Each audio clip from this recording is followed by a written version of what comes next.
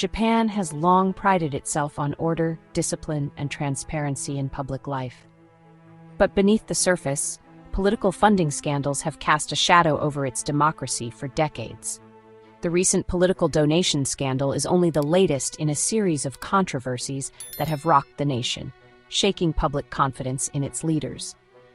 This time, the scandal centers on the long-ruling Liberal Democratic Party, or LDP, exposing a secretive world of unreported political money, echoing past incidents like the Lockheed bribery case of the 1970s and the recruit scandal of the 1980s. What began in late 2023 as a routine audit quickly spiraled, leading to the resignation of a prime minister, a split in the ruling coalition, and plummeting public trust. At its heart, the scandal revealed how politicians systematically failed to report millions in donations as required by the Political Funds Control Law, exposing a double standard between those in power and ordinary citizens.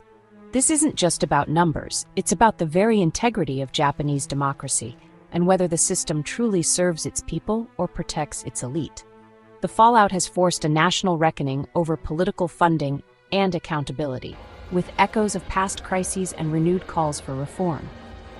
Prime Minister Sanae Takaichi, who took office in late 2025, now faces intense scrutiny as her own administration is linked to the scandal, just as her predecessors, like Fumio Kishida and Shinzo Abe, once did. The issue has become a defining test for her leadership and the future of the LDP, a party that has dominated Japanese politics for most of the post-war era. The public sense of betrayal runs deep, and restoring trust will require more than apologies or promises. It will demand real change. The journey to repair Japan's democracy has only just begun, as citizens and leaders alike grapple with the lessons of the past and the challenges of the future. To truly grasp the impact of the recent scandal, we first need to understand how political money is supposed to work in Japan, and how the system is designed to ensure fairness and transparency.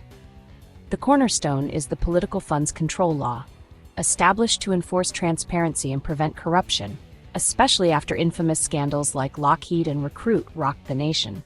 Since 1995, corporations and unions have been banned from donating directly to individual politicians.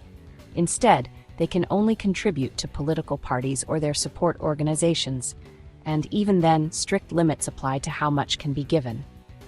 To further reduce the influence of private money, Japan introduced public subsidies, over 30 billion yen annually, distributed to political parties based on their parliamentary strength. This approach, similar to systems in Germany and other democracies, aims to level the playing field and limit the sway of wealthy donors. Every donation and expenditure, including fundraising party ticket sales, must be meticulously reported. For purchases over a set amount, the donor's name and details are disclosed, ensuring traceability and public scrutiny. The 2024 amendments tightened these rules even further, lowering the disclosure threshold to just over $300, stricter than in many other countries, making it harder to hide the source of political funds. The law is built on accountability. Violations can result in fines or jail time, and politicians are legally required to oversee their finances, with oversight from election commissions and the public.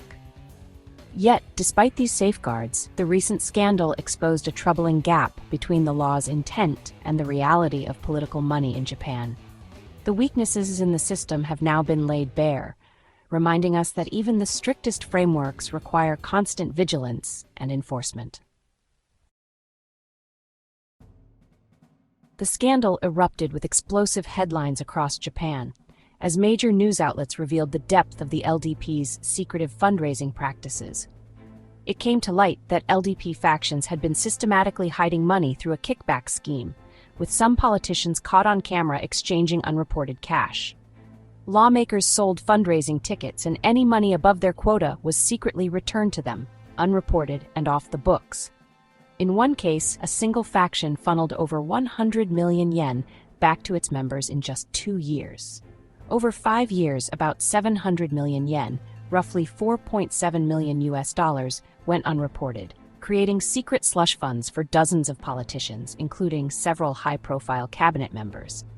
This wasn't a minor oversight, it was a normalized practice that blatantly violated the political funds control law.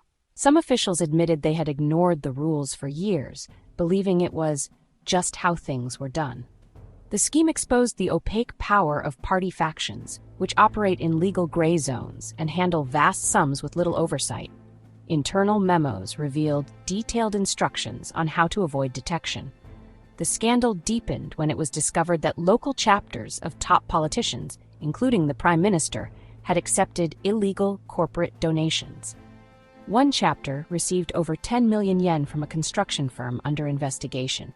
Public outrage exploded. Protests erupted outside Parliament, and social media was flooded with demands for accountability. Editorials called the excuses insulting, and many saw the so-called honest mistakes as deliberate deception. The revelations made it clear this was a systemic problem, not a few bad actors.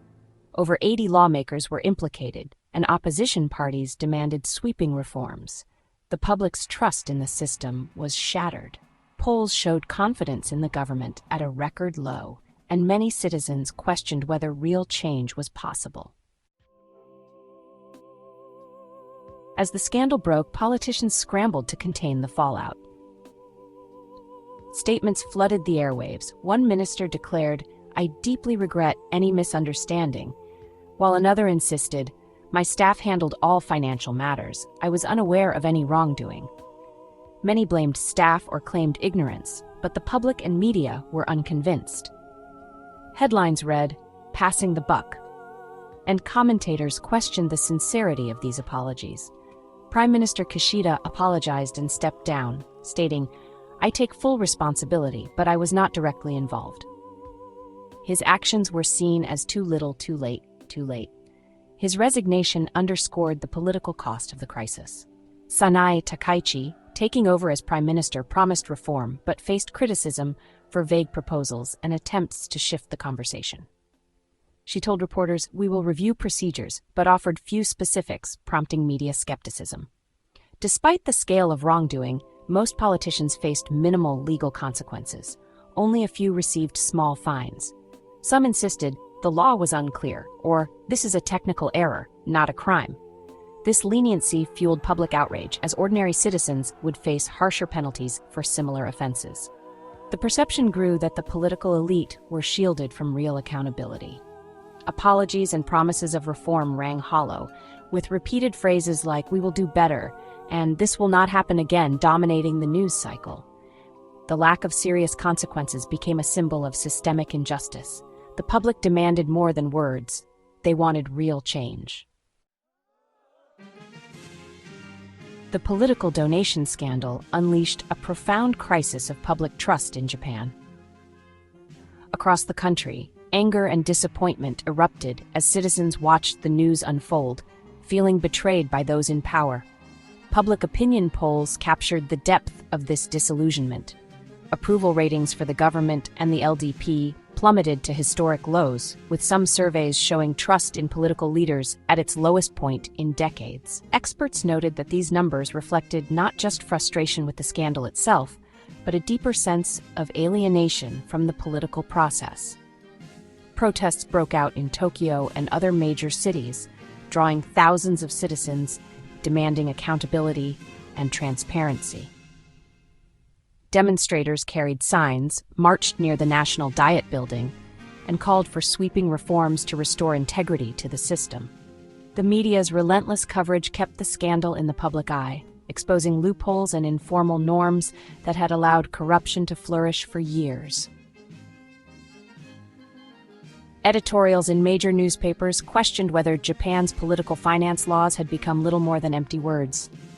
Experts and commentators weighed in, warning that the perception of a double standard, where politicians seemed to escape consequences that ordinary people would face, was especially corrosive. This sense of unfairness, they argued, threatened to undermine the very foundations of Japan's democracy. The gap between public expectations and political reality had never felt wider. Ordinary citizens voiced their disappointment in interviews, while analysts described a growing disconnect between the people and their representatives. As protest banners called for reform and crowds gathered outside parliament, the demand for change became impossible to ignore. Japan's leaders now faced a reckoning with the future of public trust and the legitimacy of the political system itself hanging in the balance. The scandal exposed deep flaws in Japan's political funding system, but these issues are far from new. Self-reporting and weak oversight have long allowed misconduct to go undetected. In the 1980s recruit scandal, for example, secret stock deals flourished under lax disclosure rules.